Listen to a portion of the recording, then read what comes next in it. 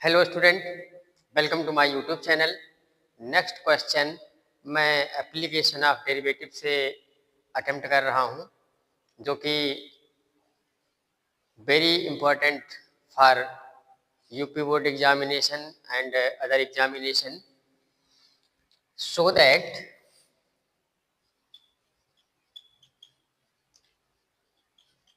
That semi vertical angle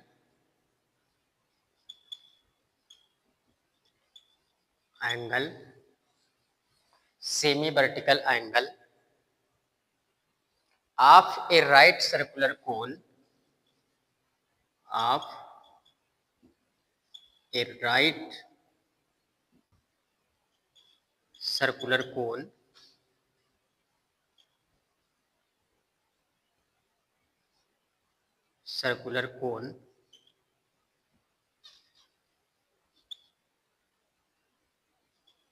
of given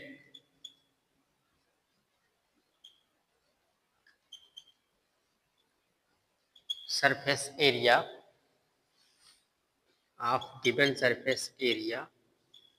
and maximum volume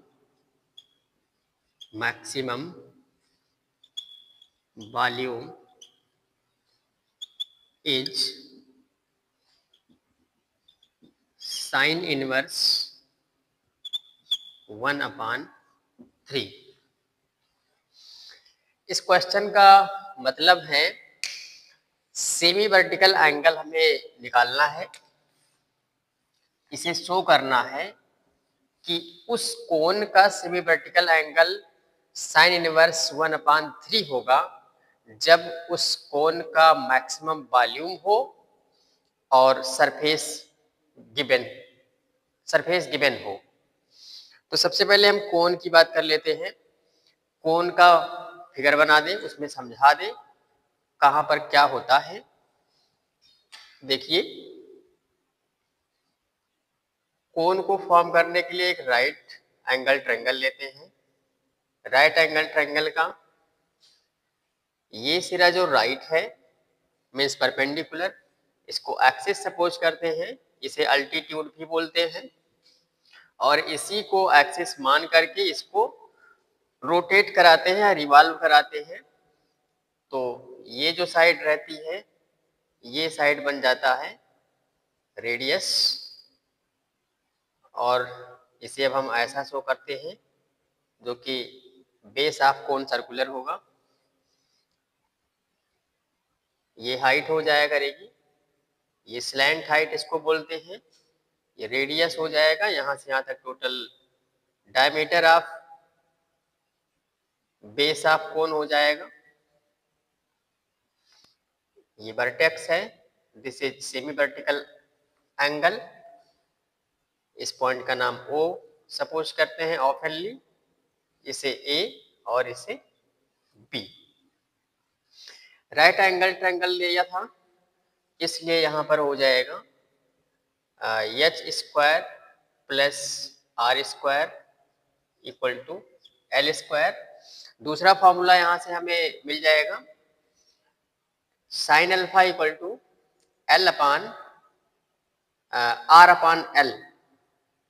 alpha इसे suppose किए हैं तो ये परपेंडिकुलर होगा।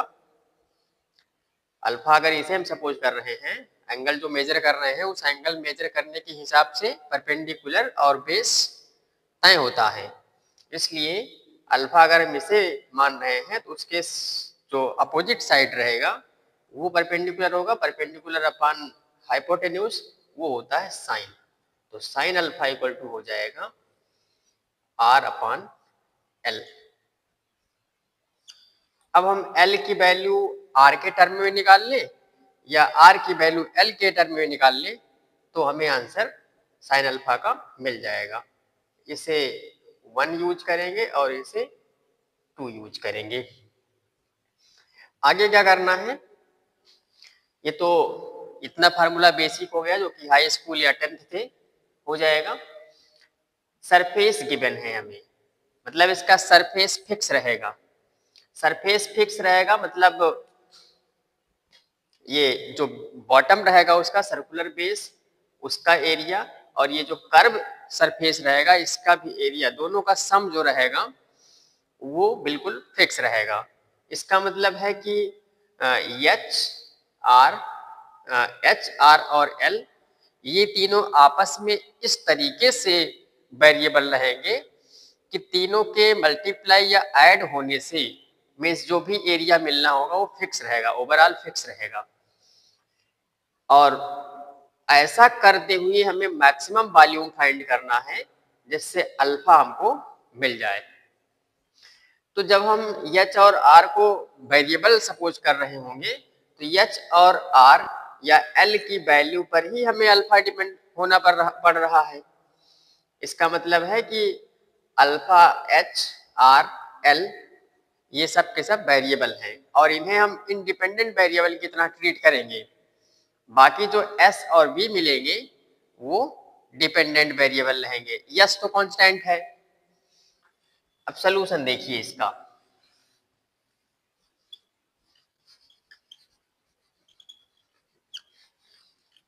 Given S equal to pi are l curve surface area plus pi are square plane surface area, total मिलाकर के हो गया T S A, total surface area.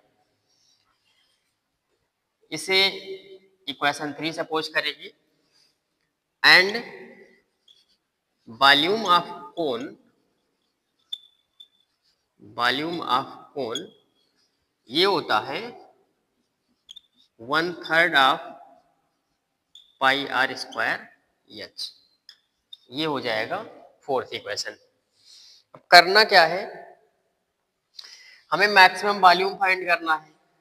इसका मतलब है कि मैक्सिमा और मिनिमा का जो कॉन्सेप्ट है कि फर्स्ट डेरिवेटिव 0 होना चाहिए और डबल डेरिवेटिव नेगेटिव होना चाहिए, वो इस पर लगेगा वॉल्यूम पर, क्योंकि यहाँ पर ही ऐसा वर्ड यूज किया गया है मैक्सिमम, मिनिमम, लीस्ट एटसेट्रा। तो यहाँ पे यूज करना पड़ेगा और यहाँ पे दो इंडिपेंडेंट वेरिएबल हैं। सबसे पहला मेरा टारगेट रहेगा कि यहाँ पर R और H में से किसी एक को एलिमिनेट करके हम यहाँ पर सिंगल वेरिएबल फंक्शन क्रिएट करें। तो सिंगल वेरिएबल फंक्शन क्रिएट करने के लिए हमें ये जो गिवन सरफेस है इनका भी सहारा लेना पड़ेगा और इनका सहारा लेने के लिए हमको इनका भी सहारा लेना पड़ेगा। फ्रॉम 1 टू नहीं, फ्रॉम 1, 3 and 4 eliminate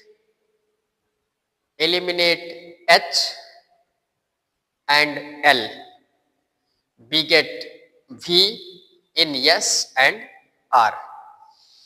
देखते हैं, सबसे पहले 3 से हम निकाल लेते हैं। फ्रॉम इक्वेशन 3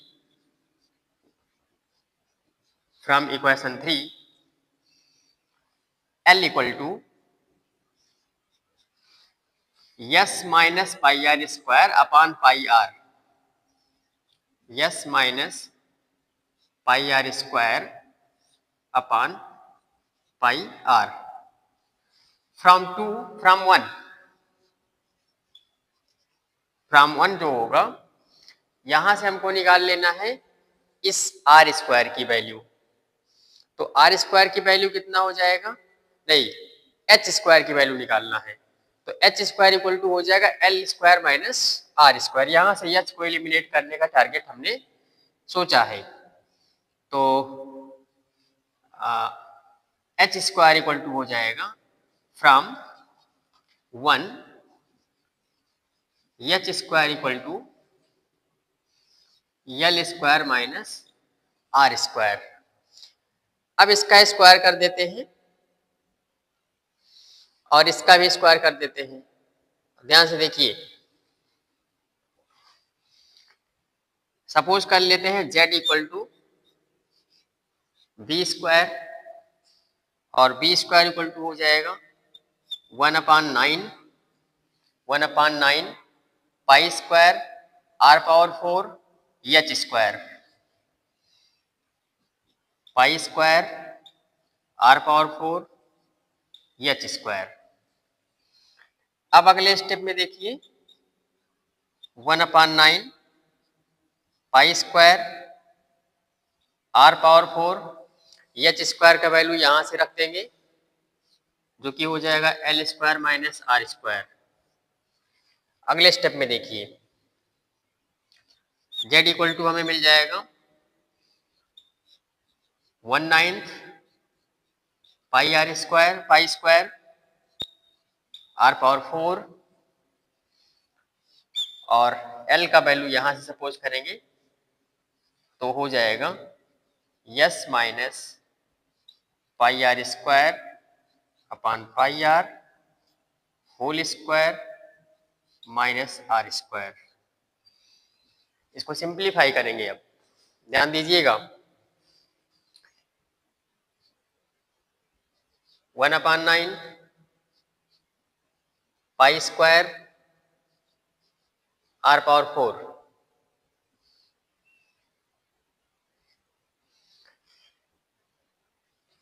दोनों में से पाई आर कॉमन कर लेंगे तो यहां पे हो जाएगा पाई स्क्वायर आर स्क्वायर। यहाँ पाई आर का होल स्क्वायर है, पाई आर कॉमन करेंगे तो हमें मिलेगा S minus pi are square whole square minus यहाँ हो जाएगा पाई आर का whole square into R square means pi are square whole square. यहाँ क्या मिलेगा pi are square into R square तो पाई स्क्वायर आर पावर 4 मिलेगा, उसको हम रीराइट कर देंगे पाई आर स्क्वायर का होल स्क्वायर। आगे देखिए अब हमें इन फार्मूलों का काम नहीं है।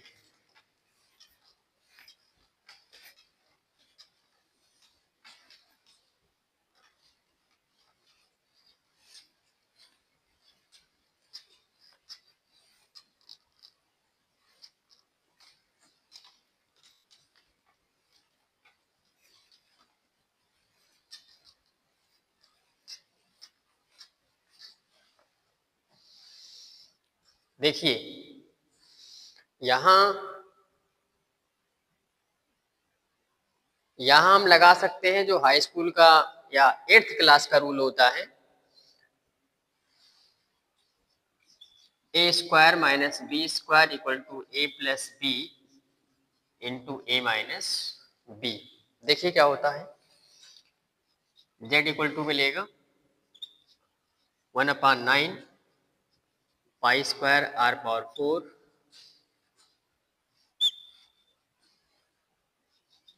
Yes minus pi are square plus pi are square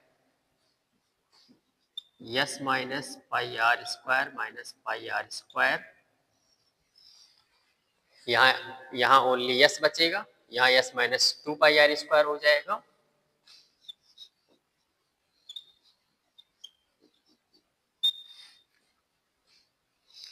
एक चीज और यहाँ से ये कटेंगे पाई स्क्वायर कटेगा, आर स्क्वायर बचेगा ओनली, केवल आर स्क्वायर बचेगा। आर स्क्वायर यहाँ से केवल यस मिला और यहाँ से मिल गया S minus 2 pi are square. एक चीज यहाँ ध्यान देना है कि हमने v स्क्वायर को वॉल्यूम का स्क्वायर को मान लिया है z, इससे कोई अंतर नहीं पड़ता है, केवल हमने सपोज इसलिए किया है। और ये तभी किया जा सकता है जब कोई फंक्शन हमें जैसे मान लो f(x) दिया है, ये किसी भी इंडिपेंडेंट वेरिएबल के लिए हमेशा पॉजिटिव वैल्यू देता हो। तो जो वॉल्यूम फंक्शन था हमारे पास v r और h का फंक्शन था, ये किसी भी रेडियस और किसी भी हाइट के लिए वैल्यू पॉजिटिव देगा क्योंकि वॉल्यूम हमेशा किसी भी शेप का 3D शेप का वो पॉजिटिव ही होता है। तो अगर हमारे पास z मैक्सिमम दे रहा है तो z स्क्वायर भी मैक्सिमम देगा, या अगर z मैक्सिमम है तो अंडर रूट जेड भी मैक्सिमम वैल्यू देगा सेम करेक्टर पर, मतलब सेम आर एंड एच पर वही वैल्यू आएगी।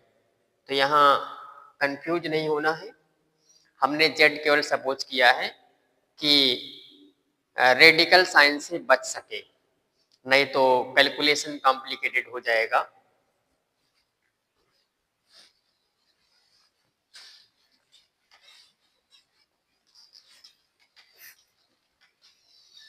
अब ध्यान दीजिए, इतना तो हो गया। अब हमें क्या करना है, इसे हम इक्वेशन 5 मेंशन कर देते हैं। फॉर मैक्सिमा एंड मिनिमा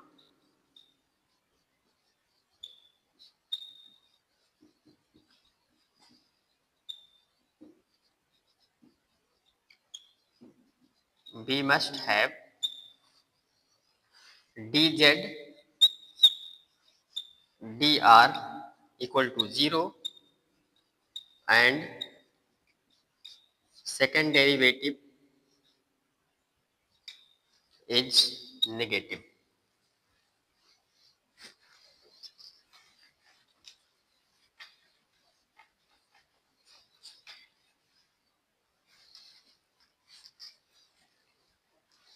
देखिए dz dx dz dr 0 करना है और dz dr होगा कितना,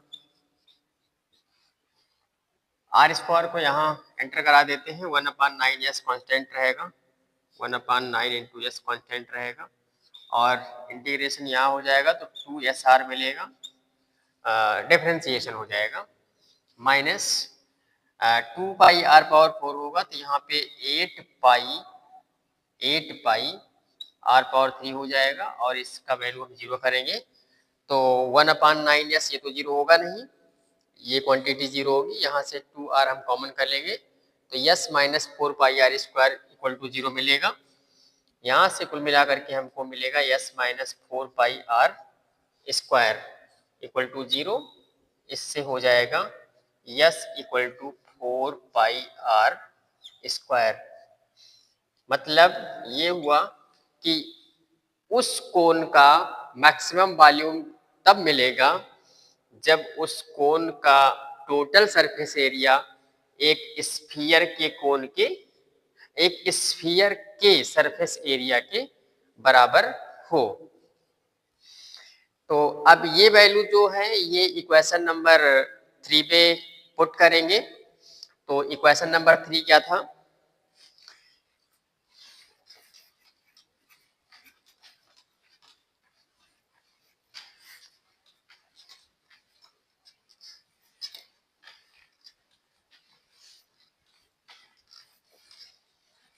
इक्वेशन नंबर 3 जो था वो था S equal to pi are L plus pi are square.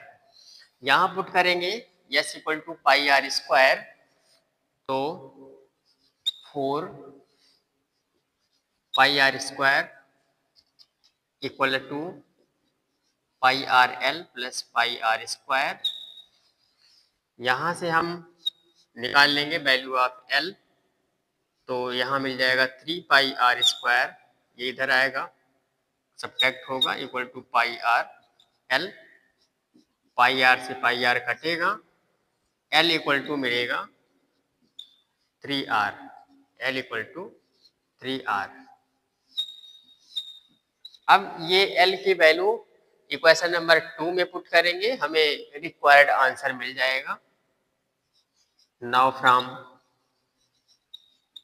Equation 2 we get sin alpha equal to r upon 3r equal to 1/3, taking inverse we get semi vertical angle is sin inverse 1/3। I hope आप सभी को ये question अच्छे से समझ आया होगा।